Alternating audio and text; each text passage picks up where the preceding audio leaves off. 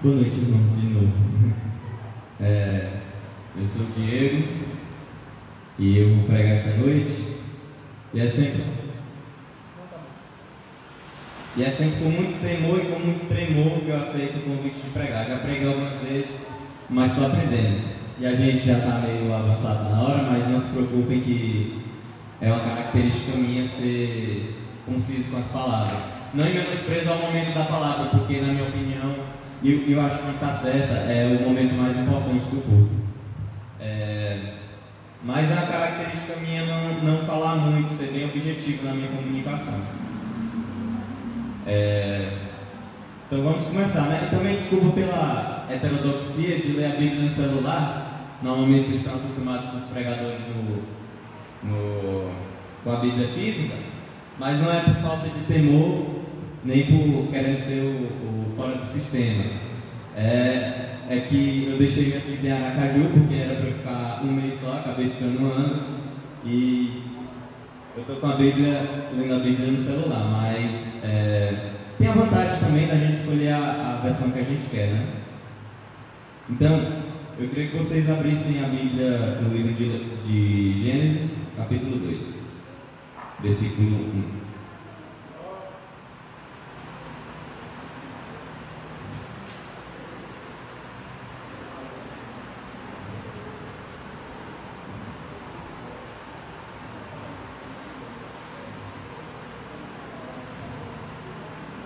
Amém? Assim, pois, foram acabados os céus e a terra, e todo o seu exército, e havendo terminado no dia 7 a sua obra. Até aqui. Senhor, muito obrigado, Senhor, por mais uma oportunidade que o Senhor tem dado a esse teu servo, Senhor, de pregar a tua palavra. Um servo cheio de defeitos, um servo cheio de falhas, mas que o Senhor tem abençoado. Senhor, então, como em toda a minha vida, Senhor, eu fui consciente das minhas limitações, das minhas faltas de recursos, Senhor, mas que eu sempre conto com a ajuda do Senhor. Então peço para que o Senhor continue abençoando o teu servo, apesar do teu servo, apesar das falhas do teu servo, Senhor. Que o que eu falo, Senhor, seja o que o Senhor quer falar, não o que eu quero falar. Que eu seja um mero instrumento, Senhor, que eu seja uma pessoa sem rosto, Senhor, que só o Senhor apareça nessa pregação. Amém. Então, considerando o estudo da Associação Brasileira de Sono, a média de sono do brasileiro é algo em torno de 6 horas e meia. Então, se você multiplicar por 7, eu fazendo aqui agora de cabeça, dá 45,5 por semana. Um outro estudo da OCDE, que é uma entidade que conta com alguns países que tratam de questões sobre economia e comércio, ele estimou que a jornada média do brasileiro é em média de 39 horas semanais e meia.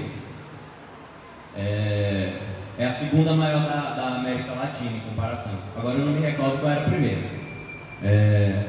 Então, se você fizer os cálculos, a semana tem mais ou menos 168 horas ao todo. Isso quer dizer que, em média, o brasileiro está trabalhando 32% do tempo que está acordado, porque a gente dorme 6,5 horas por noite, mas em média. Tem muitos aqui que devem dormir menos até. Mas, tendo em vista isso, a gente vê que o trabalho é uma área muito importante da vida do cristão. E a forma de encarar ele, existem pessoas que transitam entre dois extremos. E entender o que é que Deus quer nessa área da gente, eu acho que é essencial. E isso justifica o tema que eu vim buscar hoje. Para muitos, o trabalho ele é uma fonte de preocupação. Seja porque não gosta, chega a segunda-feira, está lá, sirena lá, tá estressado, não sei o que, domingo de noite já começa. E tem gente que, ou por gostar demais do trabalho, ou por ter, infelizmente, como seu ídolo o dinheiro, acaba levando o trabalho para casa. Trabalha as horas lá, trabalha até mais, que é a média do brasileiro, trabalha as horas e quando chega em casa não desliga a cabeça do trabalho. Ou porque quer dinheiro ou porque ama o ofício. E esses extremos são bem errados. Então, a gente pode ter uma lição bíblica sobre trabalho já nas primeiras páginas da Bíblia. Esse versículo que eu li, que é o prólogo de Gênesis 2, ele já fala sobre trabalho. É Deus trabalhando. É Deus falando da criação do mundo. E o capítulo 2, ele resume bem isso. E nesse capítulo 2, ele diz assim: assim pois, acabados os céus e a terra e todo o seu exército, e havendo Deus terminado no sétimo dia a sua obra. Então, Deus trabalhou. E mais do que Deus trabalhou. Vou ler aqui para vocês João 5, 16 e 17. O Evangelho de João.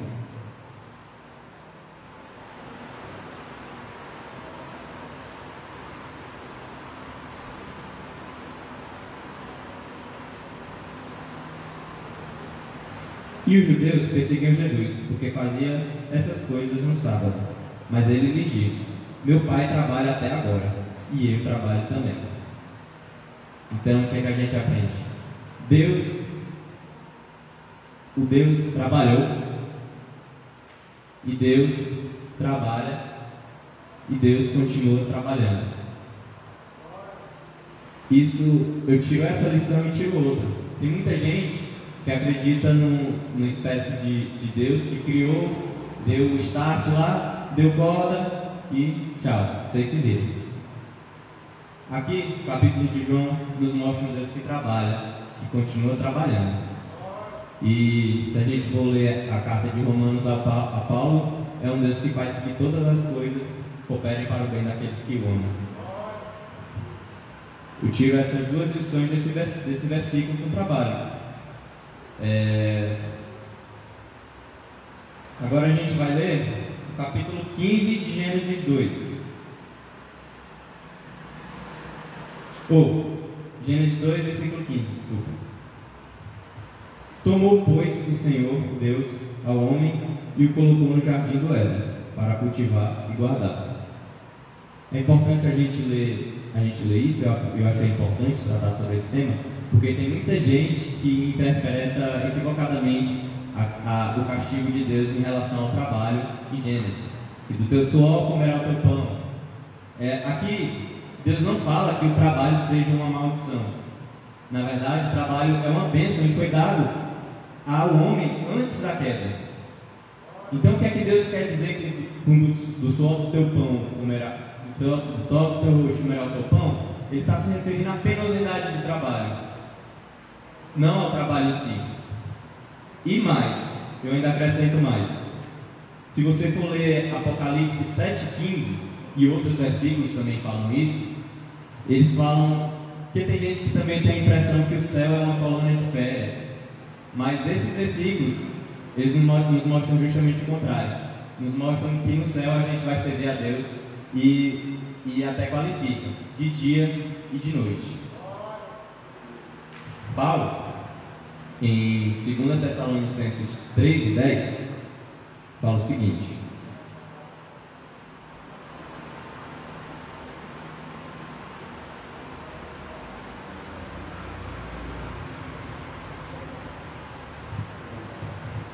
Paulo tem informação que alguns irmãos da igreja de Tessalônica não estavam querendo trabalhar, estavam querendo viver uma espécie de parasitismo.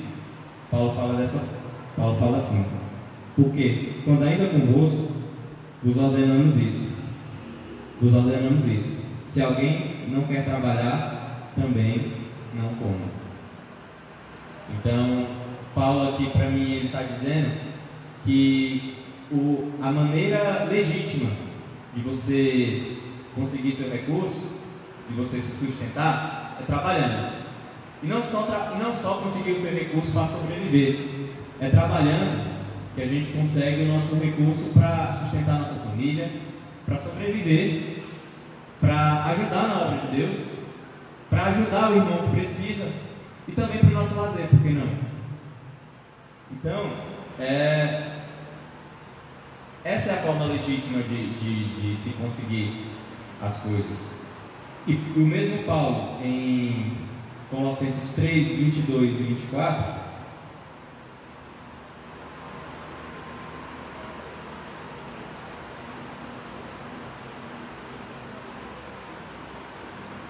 nos fala o seguinte: servos, 22 a 24, desculpa. Servos, obedecei em tudo o vosso Senhor, segundo a carne, não servindo apenas sob vigilância, visando tão somente agradar a homens, mas em singeleza de coração, temendo ao Senhor.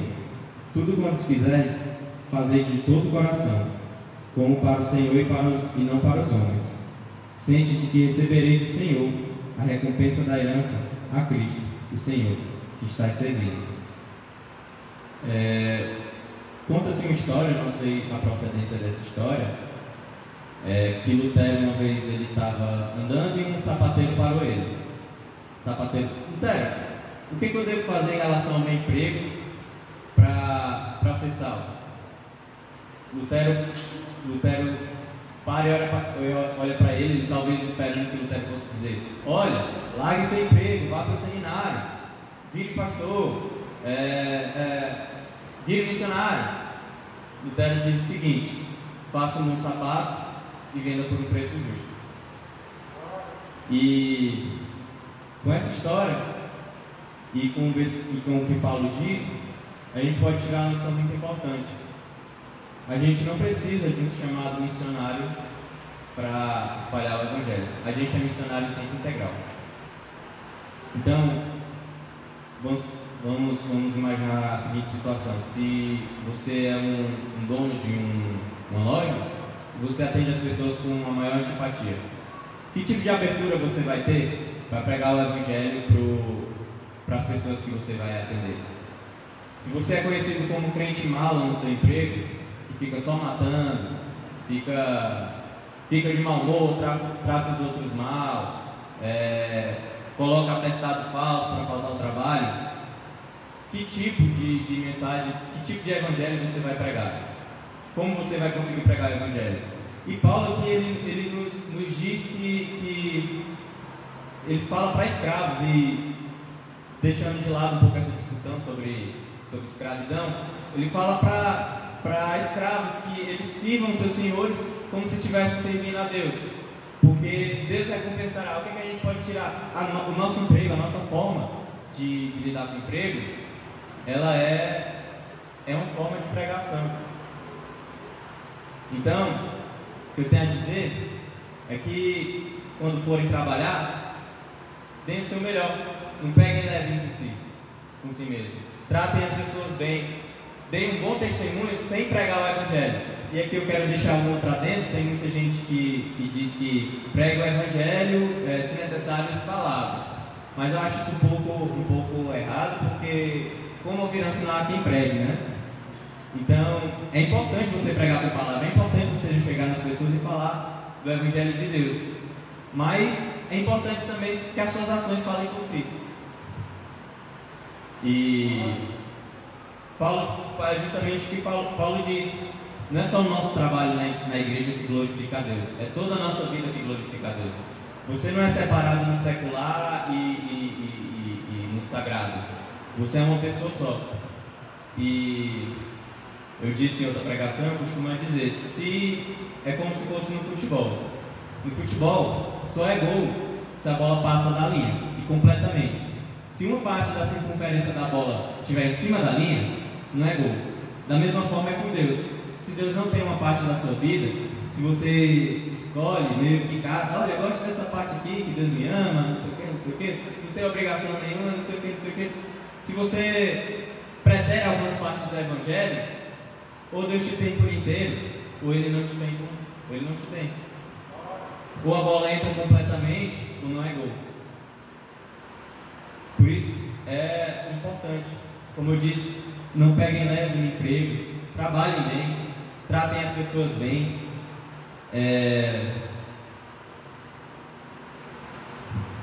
E que não é só o nosso trabalho, o nosso ofício eclesiástico que vai ser uma pregação de Deus. Queria ler também de Gênesis 2, o restante do versículo 2.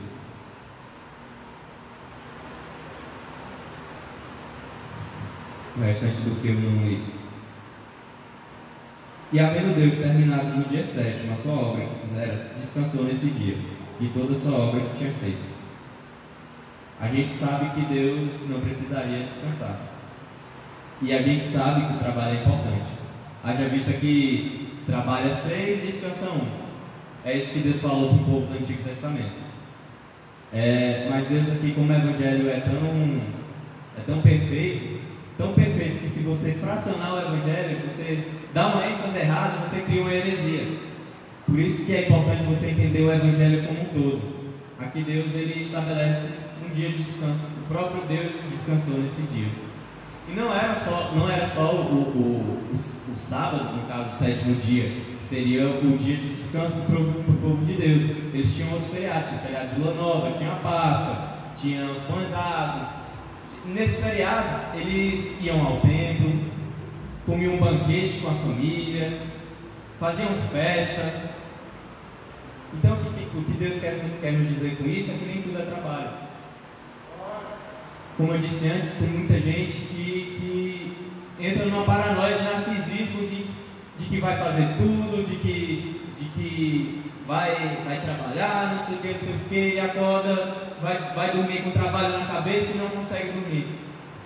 Isso eu tenho aprendido muito às duras penas na faculdade. O segundo período, eu nunca contei essa história inteira, mas no segundo período da faculdade a gente estava com as matérias bem difíceis. E todo mundo pegou uma pilha danada e eu acabei pegando essa pilha também. O resultado é que eu acabei ficando muito ansioso e passava diversas noites em branco, a ponto de causar um sofrimento enorme em mim. Tanto que eu cheguei para o meu pai e eu falei para o meu pai: pai, se continuar assim não tem condições, eu vou ter que abandonar a faculdade. E nessa noia, nessa paranoia, tanto que às vezes quando você está muito estressado, você sente a pálpebra palpitar assim. Eu estava sentindo mais ou menos isso, muito estressada, trabalho, prova, os prazos acabando. E eu vi eu acredito que Deus me guiou para ver um vídeo, que ele disse que durma, Deus está acordado. De certa forma, sabe, a gente nasce, a gente precisa do cuidado de alguém, né? O ser humano recém-nascido, ele é incapaz de viver sem o cuidado de alguém. E a gente cresce, a gente vai tendo essa falsa percepção de poder, de controle. Tanto que você quer controlar tudo, e quando não consegue controlar, perde o sono, vai dormir muito despreocupado. E, sabe, se você parar para pensar, tem tanta coisa que pode dar errado. Assim como a criança depende de um criador, a gente também depende do nosso criador. E ele nos tem sustentado até agora. Por isso, tem que dormir. Deus está no controle. Existem coisas que a gente pode fazer, mas existem coisas que Deus, eu fiz o que eu podia. E acabou que deu tudo certo, né? Eu consegui superar essa com a ajuda de Deus, claro. Então, existem aqueles que significam a vida no trabalho. Ou por gostarem demais, por amarem demais o ofício, ou por amarem demais o dinheiro, quererem demais o dinheiro. E o pastor falou no culto passado até, que não é errado que o servo de Deus tenha posse, mas é errado que as posses tenham o servo de Deus. É errado você viver nessa ilusão paranoica de controle, de riqueza e influência infinitas. Não é o que Deus quer para você.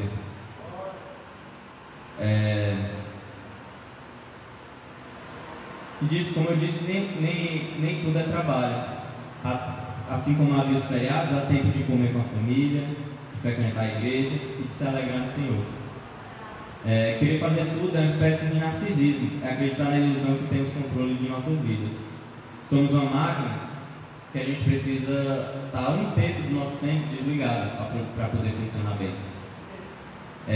Você não, apesar dos seus esforços, você nunca vai ser herói de si mesmo. A vida é cheia de imprevistos que a gente simplesmente não, como é imprevisto, não pode prever, a gente não tem como lidar. Descansa, Deus não dorme. E eu contei essa história também em outra pregação. Algo que exemplifica muito isso é quem trabalha no campo. Quem trabalha no campo raiz mesmo, aquele que trabalha no campo, que planta. Tem uma história que eu, inclusive, até já contei, que era de um rapaz, ele contando a história, quando ele era criança ele ia para o interior com os avós que eram agricultores.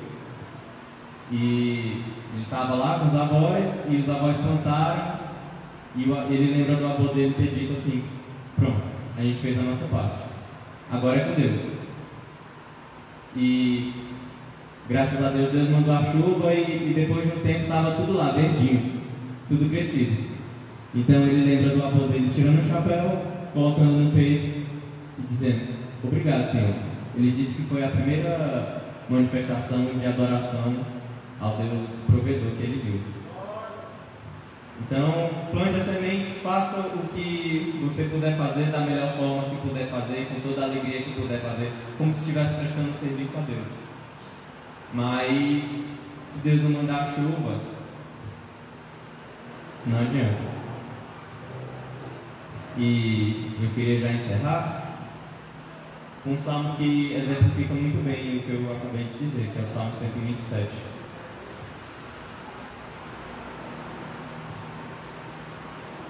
Se vocês puderem abrir.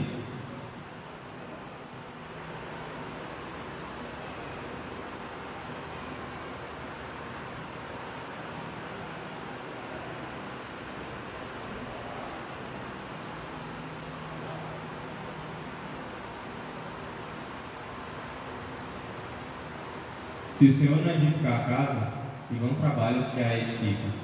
Se o Senhor não guardar a cidade, em vão vigia a sentinela.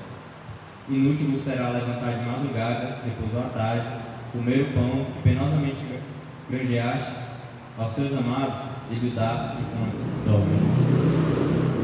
E essa é a mensagem que eu queria deixar para vocês, que o Deus provedor, Ele possa sempre prover o necessário para vocês, o que vocês precisam, e que o Senhor os abençoe. Amém.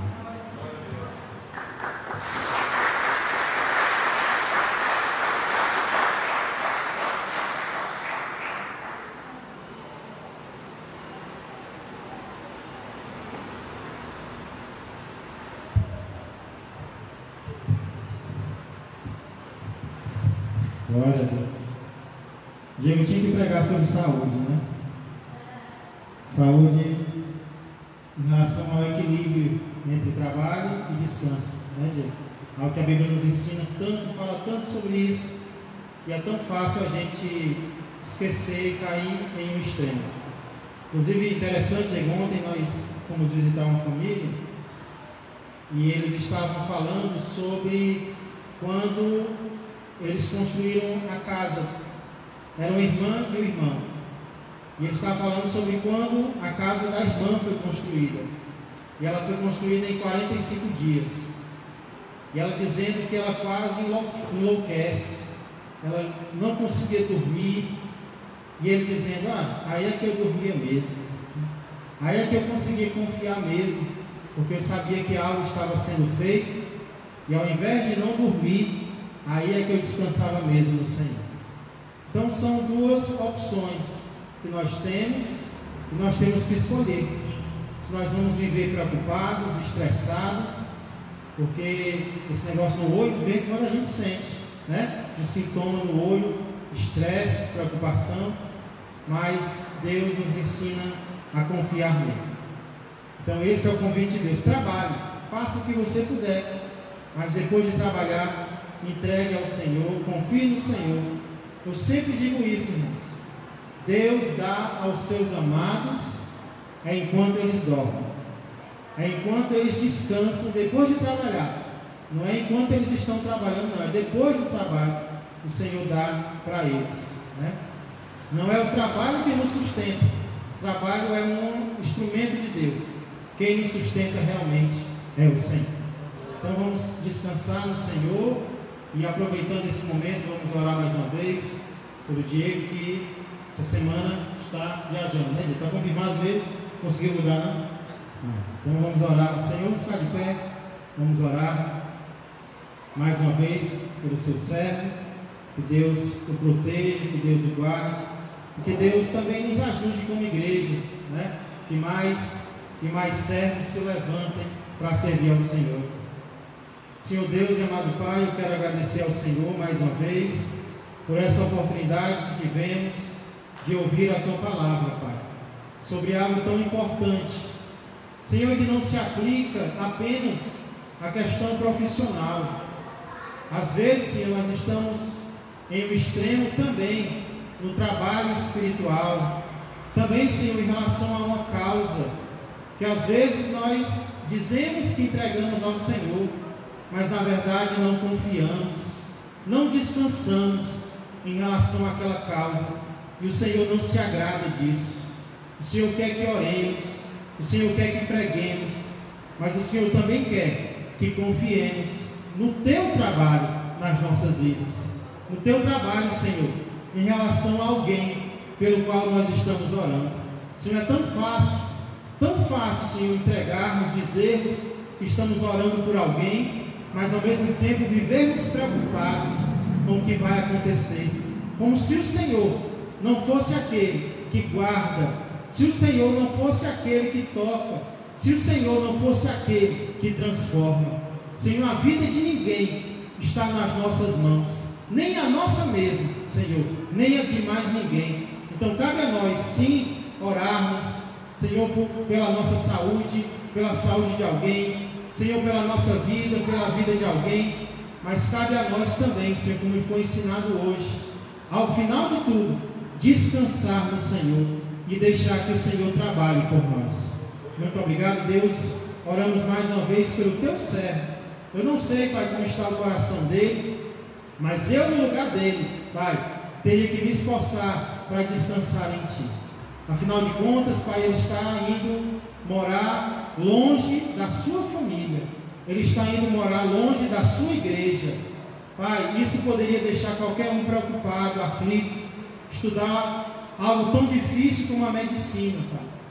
Mas ele tem motivos para confiar, porque o Deus daqui também é o Deus de lá. Senhor, Tu és a família dele, porque, Pai, eu tenho certeza, eu conheço os pais dele, eu sei que eles nunca abandonariam o Diego, mas mesmo que eles abandonassem, Tu não o abandonaria jamais, Deus. Então, muito obrigado, que ele sinta, Senhor, um conforto santo em seu coração, de que está no centro da Tua vontade, que o Senhor proteja, que o Senhor guarde, que tudo isso sirva, Senhor, para o crescimento dele, tanto profissional, intelectual, como também, principalmente, espiritual, que ele se torne cada vez mais forte em Tua presença. E eu oro também pela igreja, Pai, que naturalmente vai sentir um pouco de tristeza, ou talvez muita tristeza, Senhor, com a ausência do Teu servo, mas eu sei que é o Senhor quem supre, tanto emocionalmente, como também, Senhor, ministerialmente. Eu sei que o Senhor já está levantando, e vai levantar mais e mais servos, para juntos servirmos aqui, e o Senhor vai usá-lo também lá, Pai, eu creio, e eu oro para que o Senhor use, e que toda honra e toda glória seja do Senhor. Abençoa a sua família aqui, Pai, que aqueles que já Te conhecem, se firmem mais e mais nos Teus caminhos, e aqueles que ainda não Te conhecem, Senhor, vejam o que o Senhor está fazendo, e caiam de joelhos aos Teus pés, pois tudo isso nós pedimos e agradecemos, em nome de Jesus Cristo. Amém, amém e amém.